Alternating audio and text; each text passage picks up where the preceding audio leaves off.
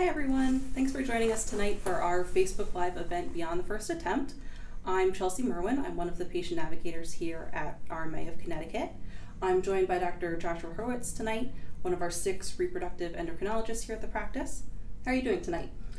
Thank you, Chelsea. I'm doing great, and I'm really glad to be here for our event, our Facebook Live event called Beyond the First Attempt.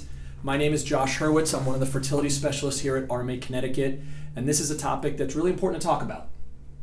That's great. We're excited to have you here tonight. Like you said, it's an important topic. So tonight's Facebook Live is going to be focusing on ways to continue past the first attempt of a pregnancy after an unsuccessful cycle. Sure, I don't think I need to tell anybody who's watching us now that trying to build your family, especially when going through fertility treatments, is an extremely stressful time in a person's life. And a lot of different steps go into it, and there's a lot of different times and places where someone could need a little pick-me-up, and that's actually what tonight's all about.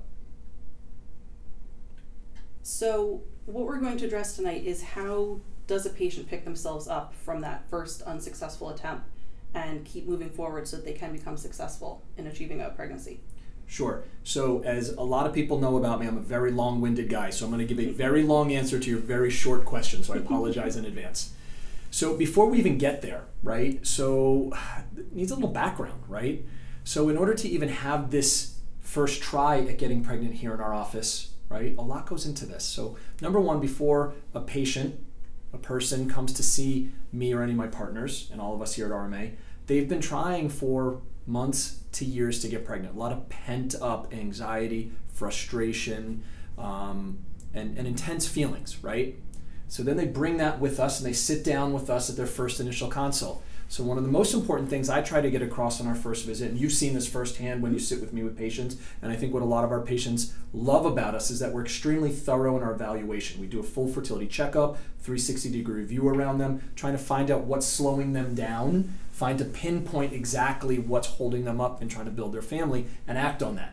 So there's at least another 2 to 4 weeks of evaluations and then another consult to go over it line by line by line by line. Give them a thorough download of all their information, right? Then we sit there, we look at all of their data, and we try and figure out what's going to be their best treatment option. And there's a lot of different treatment options, right? So some people feel when they come to see a fertility specialist, they're signing up for the most high-tech stuff we have out there. Absolutely not. We have lots of treatment options from low to medium to high, and everybody gets what they need based on their data and who they are as people as well, right? So now they've gone through pent-up time trying to build their family. Then they come and see us, and then we put them through pretty rigorous evaluation. Yeah. And then we put them through a long process where we review it with them and make sure they understand all their data. And then we talk about all their different treatment options, sort of whether it's low-level stuff, medium-level stuff, high-level stuff, whatever they need is what they're going to get. But then they're all charged up and ready to go. And no matter what treatment option we've all mutually agreed to kind of put them to start off with, it's not always successful. But what ends up happening is that people put all of their hopes and dreams, they put all of their emotions, and they put all of their energy, and they go, oh, I'm finally in the game. I feel like I've been on the sidelines the whole time, and now I'm in the game, and oh crap, it didn't work. So that's where we find ourselves. That's my very long preamble to this very short question. So one of the conversations I probably have, every minute of every day is how to help patients sort of understand why it might not work, what do we learn from it, and how we can move forward, right? And so then we're going to focus on that for the rest of the night. Yeah, I know from a patient navigator standpoint, I always try to be available to my patients and let them know that I'm here for them throughout their entire time as patients with our practice. Because our goal is the same. I want to help them create the family they desire. Sure. So I always want to encourage them to keep moving forward and keep going in the process. And I've seen you do it in a really amazing, great way. Yeah. Thank you. Yeah. So when a patient has an unsuccessful first cycle, do you always change their treatment plan? Great question, and one we get all the time. So first of all, we have to sort of take a look at this particular treatment cycle, right?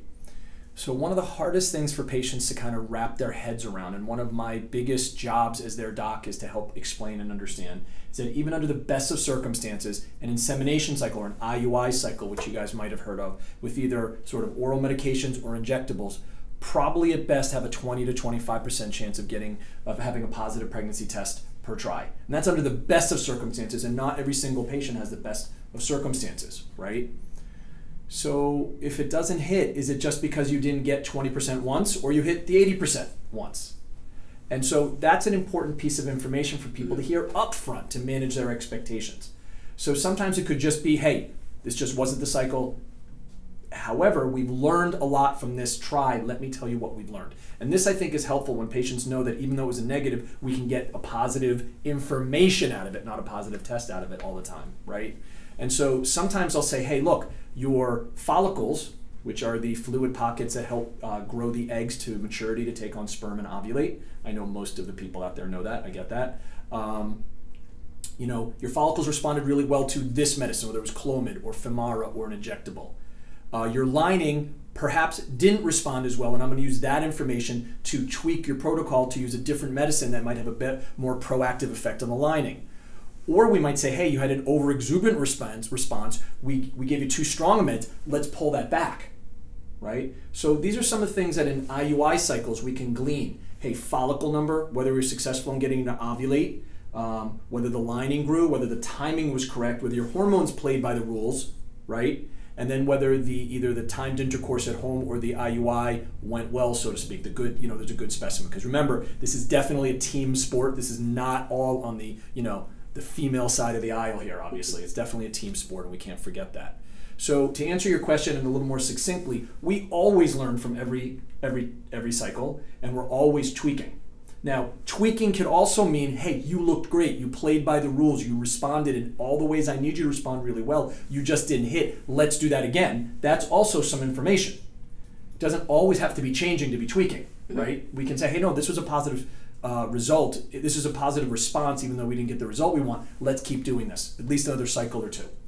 Now, a lot of times we realize, hey, they need more, you know, the point of an insemination cycle, an IUI cycle, is to get someone who's not ovulating to ovulate. But in someone who does regularly ovulate, we want to get a couple extra eggs, so more targets for the sperm, and we can tweak that number very easily based on the responses. And, you know, people ask us a lot. I know I'm going on. I totally apologize. People ask us a lot, why do you need to see us so much? Why do you do so much ultrasound and blood work? Well, you know, one of the cornerstones of management of fertility cycles and treatments, especially here at RMA Connecticut, is attention to details and keeping careful spreadsheets and data. And if I don't have this information, you know, follicles, rate of growth, numbers, lining, hormones, timing, I can't fix anything. So it's not just therapeutic, these cycles, it's also diagnostic. Now, I'm going to let you talk a little bit because I could go on for a while, but there's a few other things, and we're just talking about IUI cycles right now. There's other things that we can glean from IVF cycles that I want to talk about in a sec, but why don't you pick it up from here, Chelsea? Yeah, so it sounds like we're always progressing and always learning from one cycle to the next to keep going and what's the best way to move forward. I think it's also important for patients to try, even though it might be difficult to remember, that to reframe their disappointment after a negative cycle, after a negative test, and remember that every attempt's getting them closer to their goal of having a baby. Is there anything else that patients should expect in terms of appointments to discuss a cycle that didn't go well or to talk about changing things up? Great question. And by the way, I can't believe how many people are on this event right now online. This is awesome. Thank you all for showing up. Like, really impressive. There's two parts to that. Let me unpack what you just said. The first is how do we interact with patients around the negative? You know, in other words, is it a phone call, an in-person talk, a quick talk during morning monitoring, or is it a more formal consult? You know, every patient's different, and some people at the very beginning of their journey who just haven't hit yet, but we're learning and we can tweak, they don't need to take time out of their busy day to come in and have a formal consult, especially because here at RMA Connecticut, we spend a lot of time with our patients. The docs here do all the monitoring, except for our great PA, Diane, and a few other, and Christina Polsky, who's our great nurse practitioner, and a few others who are coming on board. But here, our practice is really different. Like, the doctors actually do the work here. We see our patients, and I'm able to see them in the morning in the hallways when they get their blood test. I'm able to see them during ultrasounds and morning monitoring, and I'm able to kind of talk about these things and do a lot of problem solving. So not only do I talk about the tweaks, but I say, hey, look, let me help pick you up here. Let me give you a pat on the back, and this is what it looks like. And for me in my own personal life, like when I'm frustrated by a really difficult thing, The thing that makes me the most upset and anxious is when I don't have a plan, when I haven't organized it, when I haven't done the work for it. But when you talk with a patient and you give them a plan and say, hey, look, this is what we just did, this is what I learned from it, this is what I think we should do, I think that takes away the fear of the unknown, which can sometimes be worse than the actual thing itself. And I use this phrase a lot, and anyone who's heard me, I'm sure there's a lot of people online right now who have heard me say this phrase, forward motion always feels good, right? You have to play to win. You have to keep trying. And if the only thing I cannot fix, me and my partners can't fix here, is if you're not trying. If you don't come to see us, we can't help you. And so to stick with it and to stay in treatment is one of the most important messages I can give anyone listening. Even when it seems tough, even when it's just like this very small voice in the back of your head that's saying, I want to try again. I mean, that's a really brave voice. You should listen to that voice. And we can help you, and we can help organize it. We can get over that anxiety and frustration. So I spend an amazingly amount of time during my day, in person, during scans, during morning monitoring, and also on the phone throughout the day, trying to give patients some energy and the ability to pick themselves up and move forward, because that's how I know they're going to move forward, right? So I'm going to say it one more time. My wife says I repeat myself a lot, is you just got to put one foot in front of the other. And as long as you're here, we can help you. And I hope that comes across in individual conversations when I have it, but I hope it's coming across to a larger audience now with all these people. Yeah, I hope so. It's definitely a great point, and we have a great team of people here to help support no matter what's going on. Yeah, I'm sorry, Chelsea, I know I'm talking too much. No. So you talked specifically about how we interact with patients. So every patient needs something different, and each one of the docs here has their own different style, and that's true in everything we do in life, right? So some people just need a quick phone call. Some people need just a quick check-in from their nurse, and they know that the nurse has checked with the doc, and this is what the doc wants to do, and they feel confident in that. Some patients need some actual time on the phone, and that's fine. And that's where our amazing support staff at RMA, I mean, our nurses are amazing, our navigators are amazing, our front desk staff, our first impressions team is amazing. From front to back and back to front, there is no one here who does not participate in the care of the patients. And I'm proud to work with everybody and could not do anything I do without any one single person in that group, right? So a lot of times I'll get a nudge, hey, so-and-so needs a call tonight, no problem. So-and-so needs a call right now. Okay, we're going to do it, right? And we rely on you guys because you are often our eyes and ears and are doing a lot of personal touch stuff with patients, which they need, you know. So some people need a more in-depth conversation, and they're welcome to come in. Our door is always open, and we'll always squeeze somebody in when they need it. I get that the scheduling here is difficult. We're busy. A lot of people need help. I really understand that. There's always room for someone who needs it. Don't worry. Yeah, I know for me, one of the most challenging things is trying to help a patient that's had a loss. Yes. When we've gotten the positive pregnancy test and now it's not progressing the way everyone was hoping it would. How do you handle that with the patients? What kind of conversations had with? Those are some of the hardest ones, right? So it's like this emotional roller coaster. We're like, oh my God, it's a positive pregnancy. Oh, I feel terrible, right? And there's different variations of that, right? Sometimes it's super early, and that's called a biochemical pregnancy, which is a very technical term that does not do justice to the emotions of the event, right? Or it could be as much as an ultrasound, where you may even see a heartbeat that unfortunately goes away. Most of the time, the vast majority of the time, miscarriages come from embryos that were not meant to be, right? Now, we all know that we do a lot of IVF and do a lot of chromosome screening, so we're implanting a lot of chromosomally normal embryos. I'm not talking that exact specific situation. For patients who conceive on their own, that still happens, don't worry. Patients who conceive through inseminations or timed intercourse or IVF without chromosome screening, the vast majority of losses are due to an embryo that wasn't meant to be. So either a bad egg or a bad sperm got together and created an embryo that was strong enough to implant, but not strong enough to be a baby. That's the party line, and that's that's. I find that when I take the time to talk with patients about that they get that, they understand it. And a lot of patients say, hey, this is the farthest we've come, so we've made progress, but ultimately you don't have what you want. And so that is a hard conversation. I will tell you that there are definitely some patients who have more than their fair share of miscarriages, and there are medical issues around that. There are definitely clinical syndromes. It's not what tonight's about, so we don't need to get into too much about that, but we can do that for another night, absolutely. Because I could go on for another 2 hours about that too, and I'm pretty sure people are probably sick of hearing me talk already. So I will tell you that in order to get over any bad news, whether it's a negative pregnancy test or, God forbid, a miscarriage of early or late type, I will say that the most important thing is that we're direct with patients and they know we care about them, and that we know that they know that we're treating them not just as a pregnancy or as a sperm and an egg, during treatment, but that as people. And they know that we're engaged with them emotionally, and that they know that while we're not walking in their shoes, we're definitely walking down the path with them. Mm-hmm. And I think when they know that we're that emotionally sort of attached to their journey, I think they know that we're all rooting for them here, and that we have lots of different ways to help them move forward. Eventually, that little voice is going to be like, yeah, I can do this. I can try again. Mm-hmm. That's a lot of what goes into it. I mean, TLC goes a long way. We all learn that, growing up. But also TLC plus really taking somebody seriously and engaging with them as a person, and not blowing off their concerns and saying, hey, here's X, Y, Z, what I see. Here's sort of 1, 2, 3 that we can do. Not just, oh, it's going to be okay, but saying, hey, here's what we're going to do. Bring the science, bring the knowledge, bring the know-how to it. And I think all that stuff together. I don't know, did that answer your question? Yeah. Okay. Yeah, and I think it's helpful for patients to know that we're all supportive of them. I mean, everyone in the office is excited for pregnancy test day and disappointed if something doesn't go the right way. Yeah. Love fist pump days. Yeah. Like those. Yeah. Love that. Those are awesome. Mm-hmm. Absolutely. One question that you didn't ask me that I'd like to kind of throw out here to talk about is a hard conversation is sort of IVF, which we haven't kind of addressed yet, which are our most advanced treatment options, right?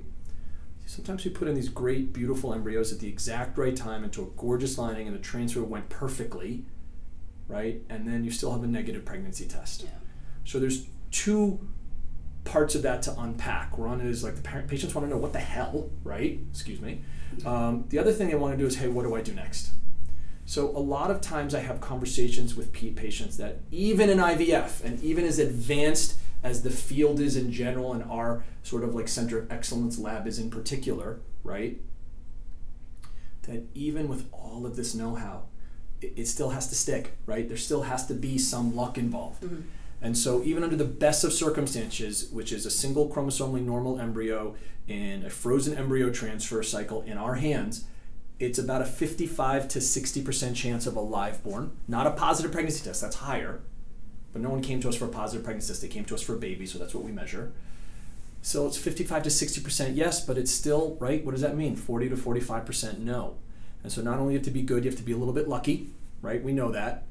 But what helps me understand why IVF cycles might fail, and I have this conversation a lot, so I apologize to any patient who's like actually heard me say this to them one-on-one already. So again, my wife says I repeat myself, so I'm doing it again. I think of these embryos as little sort of golf balls, right? Microscopic, golf balls. And golf balls have all those like hundreds and hundreds of dimples on the outside. Imagine those dimples being sort of like a lock and key, or what we call receptors, right? And imagine if in a 3D model, every single one of the combinations, and there's millions and millions and millions of combinations of a 3D configuration of a golf ball sitting on, or this embryo sitting on the endometrial lining, every single one has to line up.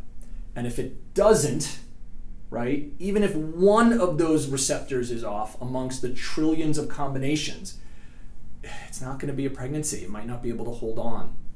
And when I think about that, it sometimes helps me understand why the transfers don't work even under the best of circumstances, right?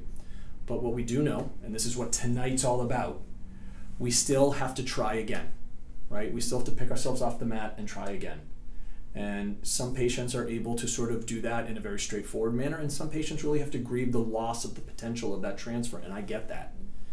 But what I feel is that, again, forward motion is always great, right? Absolutely, people need a pat on the back, and they sometimes need help getting up off the mat from us. And I view my role not just as their doctor and helping them with the most advanced treatments, but also, giving them some of my positive energy to help them move forward when they don't feel like they have it. That's actually how I see a lot of my role every day.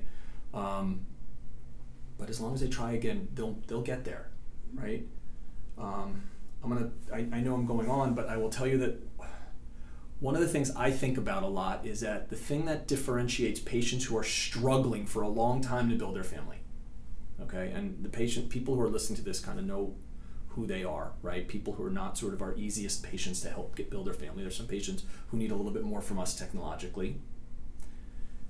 The thing that's going to differentiate them, those patients who are having real trouble here, right? Those who walk out of here with a baby eventually from those who don't, are the people who keep at it. It's perseverance and persistence. And as long as you stick with it, it'll work for you. It'll work for you. And I can tell you that all the docs here, we really pride ourselves on being very direct people who are really keyed into what our patients need. And if there's ever a time where we don't feel like you should try because it won't work ever, we will tell you that, right? And if you don't hear that from us, you should consider us all optimistic and confident in your success, because we would never put you through something that isn't going to work for you. And so really, you need to hear that from us. And if you don't hear the bad things, we're in it. You're in it, and that's what I really want people to take away from this. I have so many other things to talk about, but I really want to let you talk too. I'm sorry, Chelsea. No, not at all. No, and I think that's great. I think that would be appreciated from the patients to know that they're getting your honest opinions and answers of what's best for them, that you're not sugarcoating anything or covering anything up. This is going to work eventually. It's transparency too. People trust transparency, right? If you don't get that, then they don't trust what you say, for sure. I think that most patients who interact with us here know that none of us are sugarcoaters. I think that, and there's probably some chuckles on the other side of this face on the internet right now. We do have one question coming in. How long do you recommend waiting in between cycles? Great question. So a very practical question as well that I field all the time. So assuming that there's no residual issues left over from the prior cycle, such as sort of a hangover follicle, which is a follicle that ovulated but the shell hasn't been fully reabsorbed yet. So some people call it a cyst. We call them hangover follicles because that's all they really are. So assuming there isn't something like that, and assuming the lining is shed appropriately, and assuming the hormones go out of your system, there's absolutely no data to suggest that you should either wait and it's better, or you shouldn't wait and it's worse, or vice versa. So under those circumstances, if you feel like you need to take a rest. But if you don't, there's no harm in going right into another cycle. As a matter of fact, most people feel better by that forward motion. I think there's also no, at least what I've heard from patients, no harm in also just taking a break, just taking a month to sort of process everything, think through things, and then jump right back in. Not stop completely, but sometimes just a little bit of a break will help. Sure. But don't disappear for too long. No. Right? Yeah. Because that's the one thing we also can't fix. Right? No. Yeah. One thing I just wanted to sort of jump on top of here, when we talk about practically how we improve the next cycle, I spent a little bit of time talking about IUIs, but IVF cycles, even more so. There's so many more variations in IVF cycles, what I call different flavors of IVF, or many different protocols. And there's definitely people who can respond markedly better in another cycle to another protocol, right? So if you look at a bell-shaped curve, you're going to get about, here's your bell-shaped curve, you're going to get about 80% of the patients in the middle. They're going to do the same, bring up the same number of follicles, get the same number of FERT maturity, bring up the same number of blastocysts, no matter what protocol I throw at them. You're definitely going to find 10% of people on either side who will do markedly better on one type of protocol or another, and we can cycle them through and change up a lot of different things. There's a lot of different variables to change an IVF cycle, such as amount of LH to FSH, amount dosaging, whether we use birth control pills or estrogen or a straight start to get you as your entry point into your cycle, whether we use a Lupron-based cycle or a ganirelix or antagonist-based cycle. Also, whether patients do chromosome screening, there's a lot of different ways to tweak cycles, and that's sort of what we spend a lot of our day thinking about and talking about, both as docs and with our patients, right? Analyzing the prior cycles, going back all your cycles, looking through every single cycle and how you did, and tweaking that for the next cycle. There's also a lot of new technology out there around lining, such as an in-vitro receptivity assay. So if we're having repeated negatives, we should absolutely try that before we put another embryo in, right? There's different ways of building linings for frozen embryo transfers, right? So there's medicated ones, there's natural cycles, there's different ways of getting estrogen, whether it's oral, vaginally based. injectable based, plus a natural cycle frozen embryo transfer. So there's a million different ways to do this, and you know, everybody's different, right? Everybody's going to respond differently to different meds and different dosing, and so we have to really, that's our job to pay attention to that and kind of optimize every cycle based with that info. I mean, I could probably talk for an hour just on protocols and how we tweak things and things like that, but the idea is the same for both IUI and IVF. Hey, what did we learn? Where do we need to improve? How can I do it? What are the options, and what's going to work best for this particular patient? All right, sorry. No, that's okay. It's great information to have. So I know it's a lot of information, and I know a lot of our patients are often overwhelmed. You know, they come in here and they're getting all the information they want, but it can be a lot sometimes. And I've found that some patients want to know only about what's happening right now, what's right in front of them, and some want to know what's going to be happening further on.